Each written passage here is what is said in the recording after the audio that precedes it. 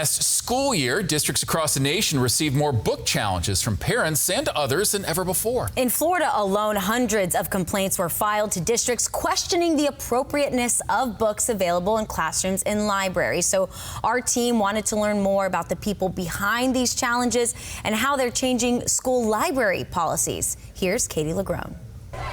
From a pandemic to politics, mask mandates to the critically dubbed Don't Say Gay bill. This year, the rights of Florida students and what happens in their classrooms became battles for the history books. We're formally challenging over 100 books, with books fueling some of the most passionate fights. Distribute sexually explicit material. This is not about not teaching history. I'm so tired of begging because I'm seeing this filth. In data we obtained from responding districts, Florida school districts received in total around 300 formal library book challenges this past year, most over books accused of being too sexually explicit for students. Promoting religious-level social justice propaganda, one complainant emailed, or ultimately to push homosexuality.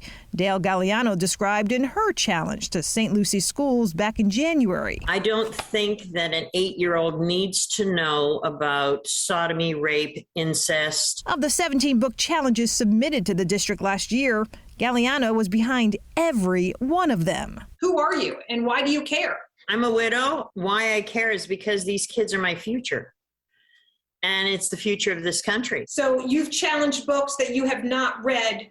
I've read impartial. Currently, right now, we have 41 books we've given you for review. While we did find some parents, including Moms for Liberty members, behind dozens of other formal challenges, Galliano is among prolific challengers who filed complaints about books available at school without having any children of her own enrolled in one. I feel that the Lord needs to have his children taken care of, and I got picked because I took it seriously. Galliano explains she also got picked after attending a meeting hosted by the Florida Citizens Alliance, a conservative nonprofit that believes America's public education system is failing. On its website, the group claims Florida children are being indoctrinated in a school system that undermines their rights and destroys the nation's founding principles and family values. Do you have any children of your own in the public school system? No, my wife and I have never had children. Keith Flaw is a founder. You have not read all of the books that you've challenged.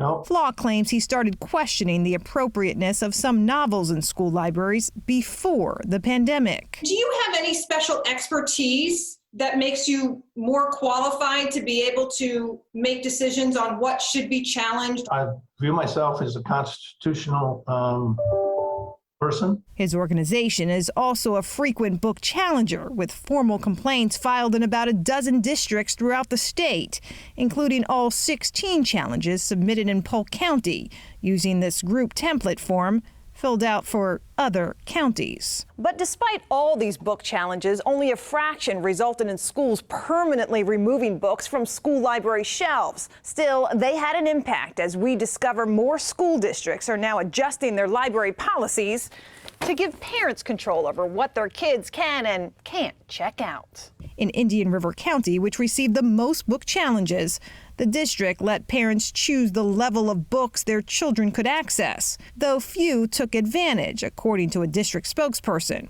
Other districts have apps letting parents see what their child checks out. And some districts, including Sarasota, Polk, and Orange County, are spending the summer revising their library policies for students.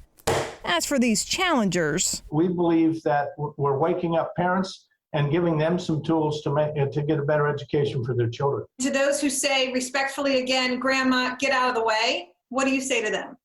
I'm here, I'm staying. And beginning July 1st, a new law takes effect that will make it easier for people to challenge books in the school library. Critics are concerned this could result in more challenges or leave districts unwilling to put some books on the library shelves to begin with. I'm Katie LaGrone reporting.